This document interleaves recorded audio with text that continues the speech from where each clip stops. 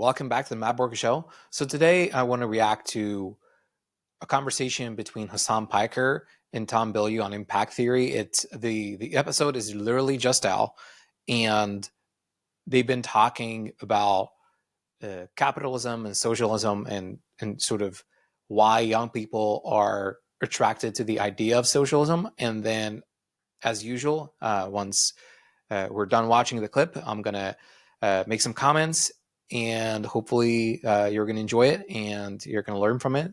And yeah, without further ado, let's do this. Okay, here we go. Why do you think so many young people are turning towards socialism? That's the first question you got Out for of the me? gate, man. Yeah, I mean, I think it's pretty obvious. It's because capitalism is failing them. It's failing everybody, not you and me. It's not failing either of us. We've done quite well for ourselves, but it has been a spectacular failure for the average person, and therefore people are understandably looking for alternatives. Young people in particular, especially those who are just coming out of college or they're just going into college, they look at the opportunities that they have, or rather they don't have, and they realize that the future is grim. So they look for an alternative that at the very least chooses to identify the problem and also solve it. Material inequalities, cost of living crisis, not being able to ever own a home. These are very real problems facing younger generations. And of course, they look to an alternative organization of the economy as one that is probably the best way to go forward. So I'm always trying to map things in terms of where do I want to end up? And then what are the mechanistic steps that can lead you there? So if you were to say, what is the way from the mechanisms that capitalism has failed people? What are the features of the machine that makes it a sort of by nature flawed system? At its base, at its core, it is this inherent contradiction, right? If you are someone who's working, someone who's a wage laborer, and I'm sure you've worked at a regular job in your past as well, most people want to work the least amount of time for the most amount of pay, right? Yep. And that doesn't mean like they're greedy or anything. It's just human nature. You want to work as little as you possibly can and get paid as much as you can for that job. On the other side, you have your people that own the businesses that want to obviously pay you the least amount that they can possibly pay you for the most amount of time to get you to work. So these two things, when broken down, Karl Marx says, is the inherent contradiction of class. You have the wage laborers on the one side and you have the bosses on the other side, or those who work for your capital owners on the other side. And that is the reason why there is so much tremendous wealth inequality, at least according to Karl Marx. I happen to agree with this assessment hold on. as well. That I would get why. So you set that up as one side wants to work as little as possible, get paid as much as possible. The other side wants to pay as little as possible and get as much work as possible. But that doesn't, to me, explain the inequality. Because I think you and I are going to agree that wealth inequality is at a level that is literally tragic. Yeah. And I'll use the word dangerous. Yeah. Do you see an insufficiency in explaining why we have inequality and we need to push deeper? Or do you really think that mere human tendency for those positions to be the way they are explains wealth inequality? The very fact that because the one side that wants to make sure that you work the most amount of hours for the least amount of pay is the side that gets to basically take home what we know as profits, which is what Marx describes as the surplus labor, your additional output, like what you do and how much money you generate for the company versus how much money the company pays you back in return.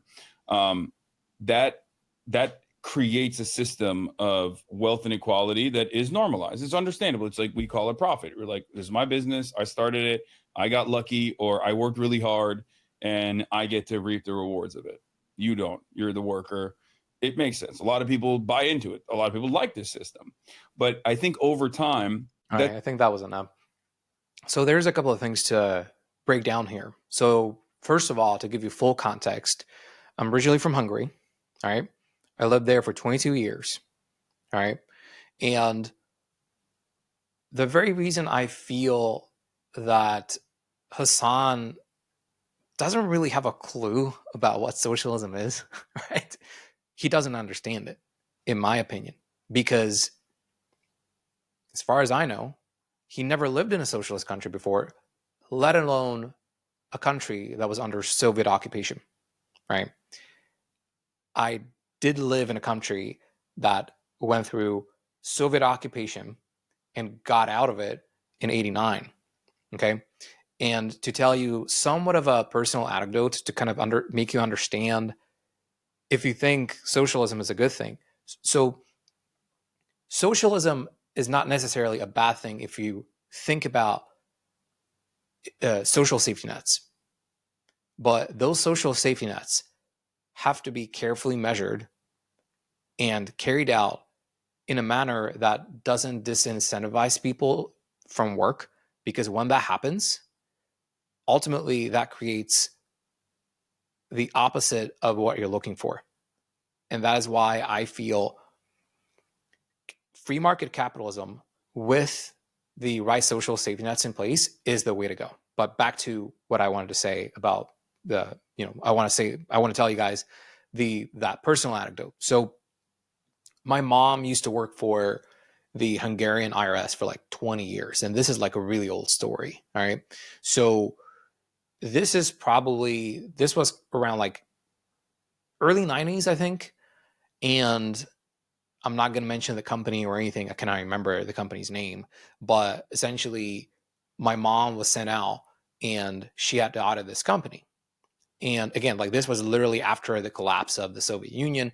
So what happened in the early 90s in Hungary, a lot of government-owned companies got privatized, right? And essentially they got the basically, as far as I know, the government sold them to private investors, whatever. But then essentially what happened was these companies were never really used. Basically the investors flipped the companies and then they were sold again, or they were completely dismantled. So basically the assets were taken out of the company and then that was it. But this very company, right, essentially the government paid for a significant portion of the management salary, or if not a significant portion, like the entire, like everyone's salary was paid for by the government, because there was no profit generated. Because back in the day, during that time, and I'm not entirely sure if this was true across every country in the USSR, I can only really speak for Hungary. If you were not working, you were basically criminalized. So you had to work, and they found a job for you, no matter what. Like it didn't really matter what kind of job it was, you had to do it.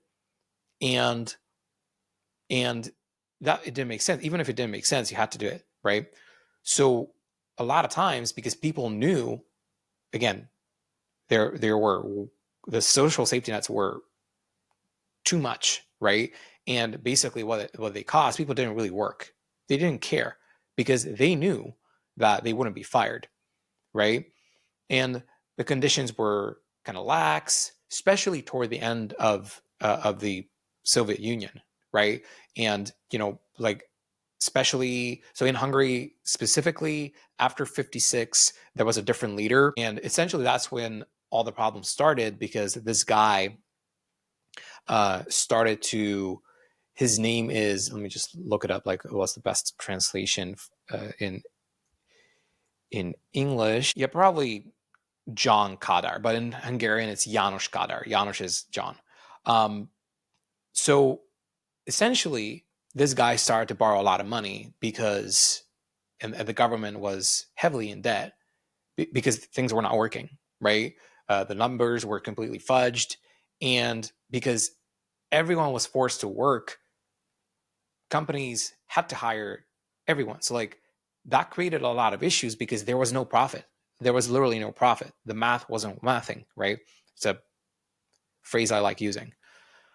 So essentially, there was absolutely no way to make that system work, because it was never profitable in the first place. Because essentially, and we've seen this with China, right?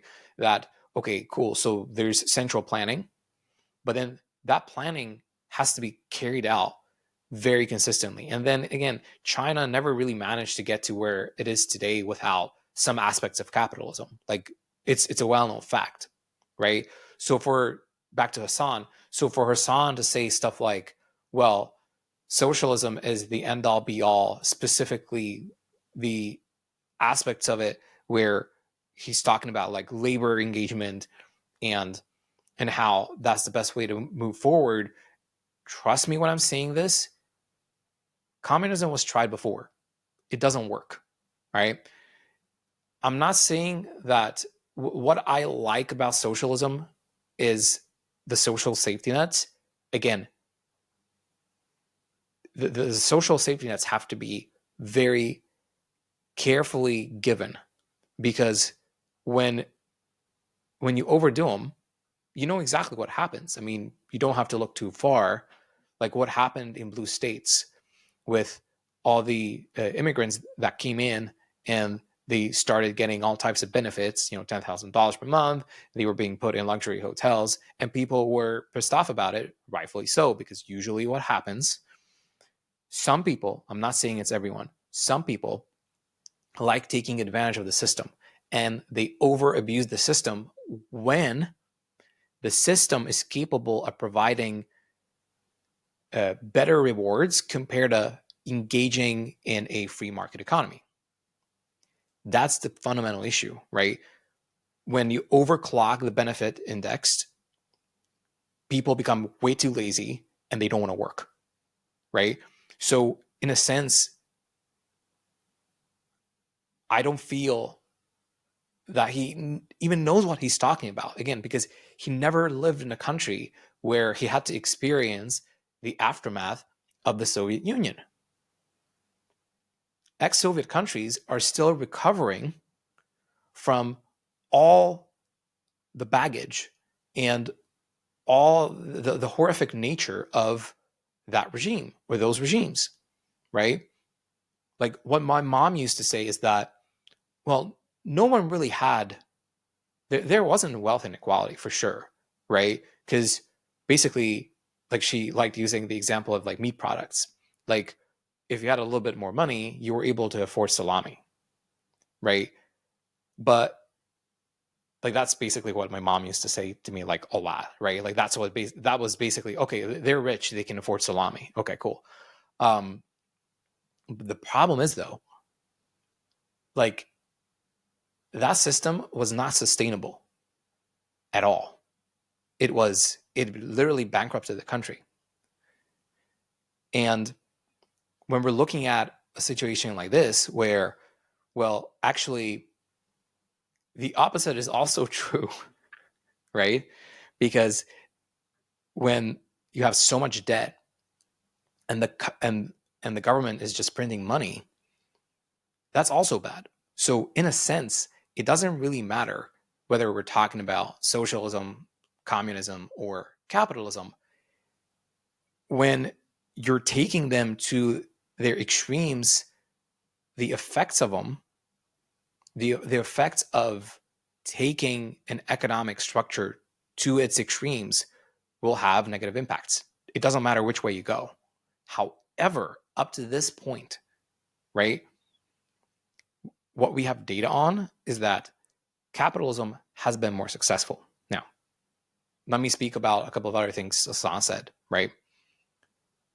He's saying that there's a contradiction between the worker and the boss, which is true to a certain extent. However, I do feel it can be corrected, right? Because if you incentivize a person with bonuses, with some form of a reward for working harder and working more, then obviously that's good for both parties. And that has to be said. And it can be done because it can be done. I mean, think about salespeople, right? A lot of salespeople in the United States, they don't even have a base and they're working off of commission and they're making it work. And some people make a lot of money. I know people who are making tons of money being salespeople, right? It can be done, right? However, what we're looking at right now in 2025, and it has to be said, we don't have a free market economy in the United States of America. It doesn't exist. We have crony capitalism because corporations are fudging the system and they're lobbying. They literally have budgets set aside for lobbying. And that's the issue, right? Because they're lobbying, they're disabling the benefits of a free market system. Not only that, tech companies are also fudging their algorithms, right? For whatever reason, sometimes the algorithms don't allow you to push harder or push more, even if you're saying the right things. It happens a lot, right? Like, for example, like sometimes when I'm releasing videos, it happened last week. There were a couple of shorts that were doing really well based on stay to watch ratio. So how many people stay to watch when they were scrolling, right? 50, 60%. And the views stopped, even though my engagement metrics were good. Now, how would you explain that? And I understand I don't have that many subscribers yet. Fine. But there's no indication, there's nothing there to tell me this is what I need to do in order to correct whatever has to be corrected for the channel to grow more and for me to be able to produce better videos for you guys. So I'm doing the guessing game, even though I have numbers available, because you cannot really go off of the numbers because sure, maybe my engagement metrics are good, but what does that mean? How am I going to get more impressions? How can I optimize for that, right?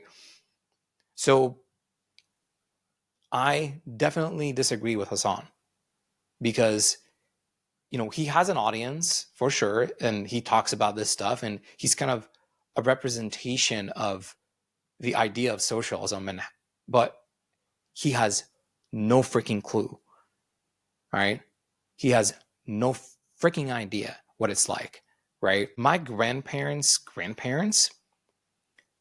so my grands on my mom's side, her grandparents, they went to the United States, right? The whole Ellis Island thing, right? Early 1900s, they bought land, they worked in the United States, they went back home, right? They bought land. And then the government took all the land, all of it.